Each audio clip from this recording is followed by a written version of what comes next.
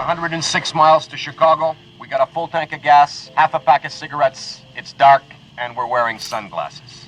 Hit it. The Blues Brothers wasn't just a musical. It was a demolition derby wrapped in soul, fire, and chaos. But behind the music, things got messy. One stunt? It launched a car so far, the city nearly pressed charges. One role? It was written under the influence of everything but sleep. And one scene? Let's just say, the threats it triggered weren't part of the script. These are 20 weird facts about the Blues Brothers. But wait until the end, because the bonus fact? It's about a theater that turned this movie into a weekly religion. Put on your shades. It's time to hit the gas. Number 1. Before the first camera rolled, the madness had already started. Dan Aykroyd didn't write the script at a desk or in a quiet studio. He wrote it on the road, between concerts, backstage, in hotel rooms, and wherever the band had a moment to breathe. The schedule was wild, the energy was constant, and the atmosphere, let's just say it wasn't built for focus. Late nights blurred together. Stories and song ideas spilled onto paper. And through it all, Aykroyd kept building, trying to turn two sketch characters from SNL into something bigger. A world with music, car chases, gospel choirs, and a mission from God.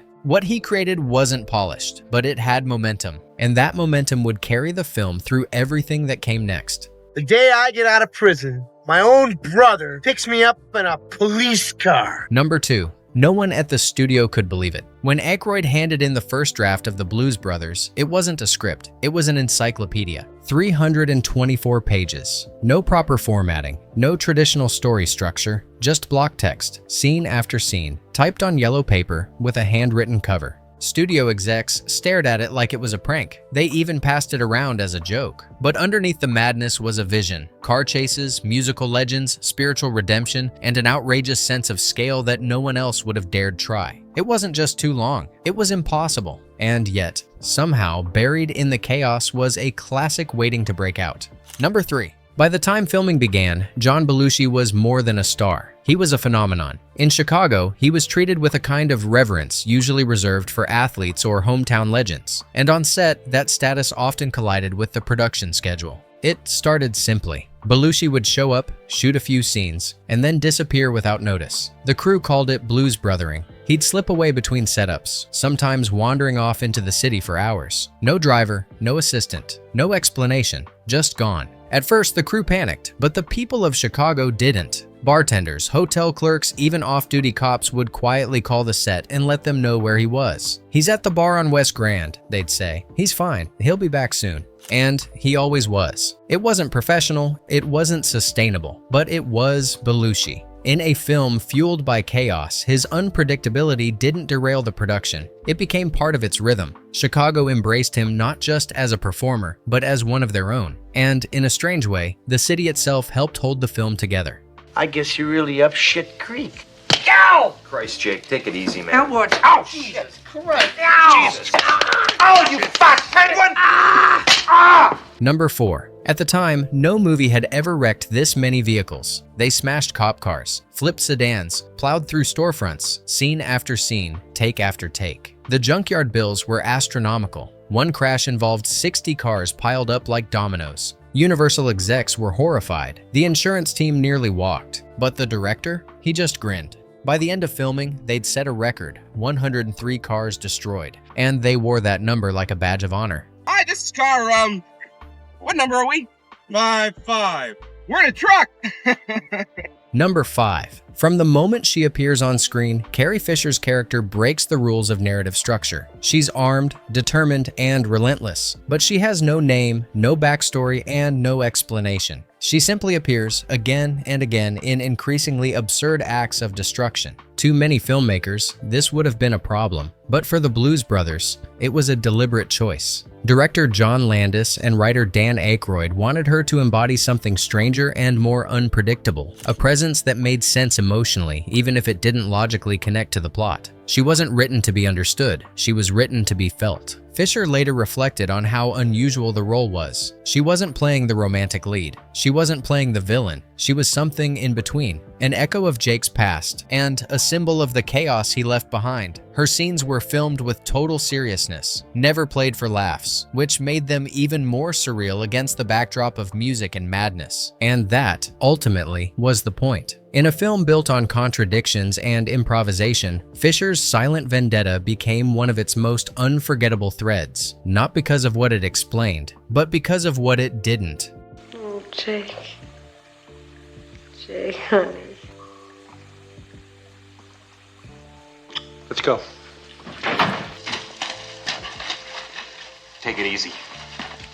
Number 6. The plan was simple. Bring in Ray Charles, play the track, and let him mime to playback. But Ray had other ideas. He told the crew he wouldn't fake a single note. If they wanted him in the film, they'd have to capture him as he really played. Live raw and completely in the moment. There were no rehearsed takes, no locked tempo. Every performance came from instinct. What followed wasn't just a music scene. It was an explosion of rhythm that changed the energy of the entire set. Cameras had to adjust. The sound team scrambled to keep pace, but no one complained, because once the music started, it didn't feel like work. The extras started moving. The crew smiled behind the lens, and Charles, grinning behind the keyboard, played like he was back in a packed club on a Saturday night. You can feel that energy in every frame. It wasn't rehearsed. It wasn't controlled. It was Ray. Unfiltered, unstoppable, and unforgettable. Okay, man. We'll take these axes. Naturally, and as usual, I gotta take an IOU. Number 7. It wasn't a stunt double. It wasn't staged glass. Belushi really went through the window. The moment was supposed to end with him slipping on the pavement, not crashing into furniture. But he overcommitted, tumbled through the storefront, and landed flat on his back. The crew froze. Someone yelled to cut. Was he okay? Belushi sat up, looked around, and casually asked if lunch was ready. No injuries, no panic. Just another day on set. That's the thing about Belushi. You never knew what was real until the cameras stopped rolling. We have a Dom Perignon 71 at $120. That'll be fine, pal. Number 8. For most performers, lip syncing is just another part of filming. The music is pre-recorded, the timing is mapped, the artist performs to playback, and the final result is edited to match. But for Aretha Franklin, it wasn't that simple. When it came time to film her diner performance of Think, Franklin struggled to match her own recording. Each time she stepped into the scene, she delivered the song with subtle differences. Her phrasing shifted, her gestures changed, her energy moved with the moment. That unpredictability, the very thing that made her voice legendary, made it nearly impossible to lock the performance to tape. The crew tried multiple takes. Audio teams adjusted tempo and playback speed, but it never lined up quite right. Eventually, they let her lead. They shaped the shoot around her natural rhythm, not the other way around. What they captured wasn't seamless or technically perfect, but it was real. And it carried the spirit of a woman who had spent a lifetime singing from instinct, not instruction. In the end, Aretha didn't just perform a song. She delivered a moment, one that refused to follow rules, and in doing so, elevated the entire scene. I love you, but I'm the man and you're the woman, and I'll make the decisions concerning my life. You better think about what you're saying. You better think about the consequences of your action. Oh, shut up, woman. You better think. Number 9. That indoor car chase? It wasn't a set. It was a real abandoned shopping mall. The Dixie Square Mall in Harvey, Illinois had been closed for nearly 2 years, but inside, much of it was still intact. Stores, displays, glass windows. So they drove through it, literally. They wrecked everything: escalators, food courts, storefronts, then left the remains behind for the city to deal with. Repairs were promised. Cleanup plans were vague. The town wasn't thrilled. For years, the rubble sat there like a monument to movie madness. One stunt scene, that turned into a real-life eyesore. Number 10. It wasn't a romantic dinner. It wasn't a quiet moment. She was choking on a Brussels sprout. According to Fisher, Aykroyd leapt into action, performed the Heimlich, and once she could breathe again, he pulled out a ring with a steak in his other hand. They were briefly engaged, but she later said the only thing they really had in common was a love of drugs and a weird sense of timing. Still, it's one of the strangest proposals ever whispered through a mouthful of food. Number 11. It wasn't camera tricks, it wasn't models. They actually launched the Bluesmobile off a ramp and sent it flying over 100 feet. The stunt crew prepped for days. No one knew if it would land clean or land at all. There were no CGI assists, no backup vehicles ready to swap in, just one shot, and gravity. The car soared, the cameras rolled, and when it hit the ground, the front axle cracked. But the shot was perfect. It was big, reckless, and probably illegal, which means it was exactly what the movie needed. Are you the police? No, ma'am. We're musicians. Number 12. For the final chase through downtown Chicago, the production had city permits, a mapped route, and official escorts to keep them on track. And then they lost them. Somewhere between the takeoff and the chaos, the escort cars vanished. The crew just kept filming, barreling through real traffic, weaving past civilians who had no idea a movie was being shot. It wasn't just dangerous. It was guerrilla filmmaking at 80 miles an hour. But somehow, no one got hurt. And the footage? It's what made the ending iconic. Number 13. By the time Cab Calloway arrived on the set of The Blues Brothers, he had already lived through every era of American music, from the golden days of swing to the rise of rock and soul. Minnie the Moocher wasn't just his song, it was history, a thread that connected generations. But the studio wanted something different. They suggested updating the arrangement, adding disco rhythms, modern instrumentation, something they thought would help the film feel current. Calloway declined, quietly, firmly. He believed the song had survived because it didn't follow trends. It stood on its own. And he wasn't about to change it now. Not for a movie, not for anyone. What he was defending wasn't just a sound. It was a tradition, a culture, a soul. The producers backed down. The scene was shot with full orchestration as Calloway envisioned it. And when he steps into the frame, dressed in white, backed by a big band, the film slows down, not just in tempo, but in spirit. In a movie built on speed and destruction, this one moment lingers. Not because it's loud, but because it remembers where the music came from. Number 14. Most actors in a musical rehearse for weeks before stepping in front of the camera. Choreography is studied, timing is mapped out, and every move is practiced until it blends with the rhythm. But John Belushi didn't want that. He believed Jake Blues wasn't a performer. He was a vessel for something deeper. Music, spirit, chaos. Rehearsing felt dishonest to him. When the dance scenes were scheduled, Belushi refused to attend choreography sessions. He told the director he didn't want to learn the steps. He just wanted to move. What you see on screen isn't practiced. It's pure instinct. Belushi threw himself into the music and let it take over. Sometimes it was clumsy, sometimes it was brilliant, but it always felt honest. And that honesty gave the performance a raw energy that fit the film's unpolished soul. In a production filled with orchestrated madness, Belushi's refusal to rehearse became its own kind of discipline, one rooted not in technique, but in truth. We had a band powerful enough to turn goat piss into gasoline. For me and the Lord, we got an understanding. We're on a mission from God. Number 15. John Candy didn't need the spotlight to be memorable. Brought into the Blues Brothers for a supporting role, Candy wasn't meant to be a major comedic force in the film. But from the moment he arrived on set, his timing, delivery, and quiet confidence began shaping the scenes around him. He improvised freely, not with big gestures or loud jokes, but with subtle asides and unexpected pauses that threw even the most seasoned actors off balance. The now famous orange whip line wasn't in the script. It was something Candy said between takes. The director kept it in. More than once, his offhand remarks caused entire scenes to break as cast and crew collapsed in laughter. But Candy didn't push for laughs. That's what made him effective. His calm presence grounded the chaos around him, and his restraint made the humor land harder. Even in a film full of noise and spectacle, John Candy's quiet improvisation found its own rhythm and left a mark that lasted well beyond the frame. Who wants an orange whip? Orange whip? Orange whip? 3 orange whips! Number 16. Physically, The Blues Brothers was an exhausting film. Long days, heavy suits, demanding choreography. And for John Belushi, the weight of the role began to take a toll that few people noticed, because he didn't want them to. At some point during filming, Belushi suffered a knee injury. The details were never made public, and no official announcement was given. But those close to the costume department noticed small changes. Hidden padding, discreet support braces, slight adjustments to how he moved through scenes. He never complained, never asked for the schedule to change. To most people on set, he looked fine. But behind the camera, he was working through pain, quietly, stubbornly, and without breaking character. It wasn't about pushing through for pride. It was about commitment. Belushi understood the energy that the film needed from him, and he was determined not to interrupt it. In a film defined by excess, spectacle, and chaos, this was something else entirely. An act of quiet resilience that few ever saw, but one that helped hold the entire production together. The food here is really expensive. The soup is fucking $10. Come on, let's go outside. I'll buy you a cup of coffee. We're putting the band back together. Forget it.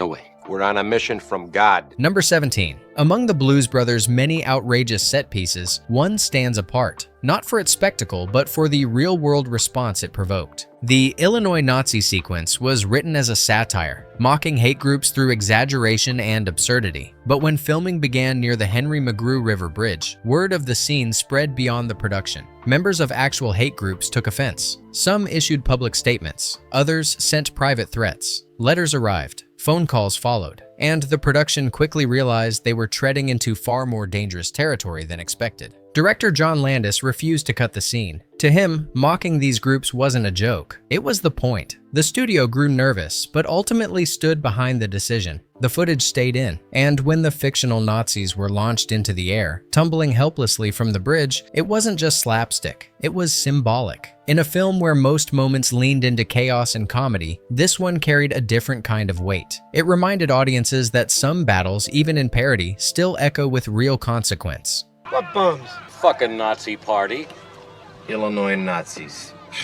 I hate Illinois Nazis. Number 18. James Brown wasn't interested in playback. When he walked onto the set, the crew had everything prepped. Mics positioned, track ready, timing mapped out. He glanced at the setup, gave a small smile, and shook his head. He was going to sing it live. Every take, every time. But Brown didn't just sing, he erupted. His voice didn't follow a beat, it carved its own path. Notes bent, rhythms shifted, and the energy in the room snapped to attention like a revival tent catching fire. One take would be a full-body explosion, the next, a slow build into something thunderous. No two were the same. No one could predict what would happen when the music hit. It pushed the sound team to their limits, but no one dared ask him to change, because once the cameras rolled, it stopped being a scene and became a sermon. What he gave them wasn't a performance, it was a moment. Fierce, spiritual, and completely unrepeatable.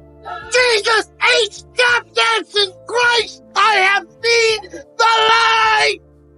Number 19. There were doubts from the beginning, but it wasn't until the early footage came in that the studio truly began to panic. The dailies didn't look like a traditional comedy. They didn't follow a familiar rhythm. Scenes jumped from gospel choirs to high-speed chases to absurdist violence. There were no clear heroes, no reliable tone, and no easy way to explain what kind of film this even was. Executives at Universal started asking questions. Was it too chaotic, too long, too strange to sell? Some floated the idea of delaying the release. Others suggested cutting entire sequences to bring it under control. In private meetings, the words unreleasable and disaster started to circulate, but director John Landis and Dan Aykroyd pushed back. They insisted that the chaos was intentional, that the blend of music, mayhem, and surreal comedy was part of the design, not a mistake. They didn't just want to entertain. They wanted to create something people hadn't seen before. The studio hesitated, then let it move forward. And when it finally reached audiences, the Blues Brothers didn't explain itself. It didn't apologize. It simply played. Loud, fast, and unlike anything else in theaters that year. First you trade the Cadillac for a microphone. Then you lie to me about the band. Now you're gonna put me right back in the joint. They're not gonna catch us. We're on a mission from God. Number 20. As the Blues Brothers prepared for its nationwide release, one of the most influential theater owners in Los Angeles made a quiet decision that carried a loud message. Ted Mann, whose Westwood Theater was among the most prominent in the region, refused to screen the film. His reasoning was blunt. He told Universal he didn't believe black audiences came to Westwood. And with that, he pulled the film from one of its most visible openings. The cast and crew were stunned. Universal faced a choice: challenge the decision or let it pass without confrontation. In the end, the film opened in other locations. It still found its audience. It still broke box office expectations. But that moment left a mark. For a film that centered black musicians, gospel choirs, and blues heritage, wrapped inside a comedy about redemption, it was a reminder that the lines of access hadn't changed as much as they hoped. Even with its chaos, its comedy, and its cultural reach, the Blues Brothers still ran headfirst into a quieter, more systemic resistance. It wouldn't stop the film, but it made clear that not everyone wanted it to succeed. Please, I appreciate what you just did. Wrong glass, sir. Bonus fact: in Melbourne, Australia, the Blues Brothers didn't just open, it stayed. At the Valhalla Cinema, the film played every Friday and Saturday night, for months, then years. Fans dressed in black suits and shades. Some showed up in full band gear. Others quoted every line before it hit the screen. It became a ritual, a cult, a celebration. People didn't just watch the movie. they lived it. And for one little theater halfway across the world, the Blues Brothers became less of a film and more of a religion. The Blues Brothers wasn't built to last. It was over budget, off script, and held together by sheer momentum. But somehow, through the wreckage and soul, it found something timeless. If this one still lives in your memory, go ahead and like and subscribe. And tell us in the comments, what moment from the Blues Brothers still hits you the hardest? Thanks for watching. And as Jake and Elwood once said, we're on a mission from God.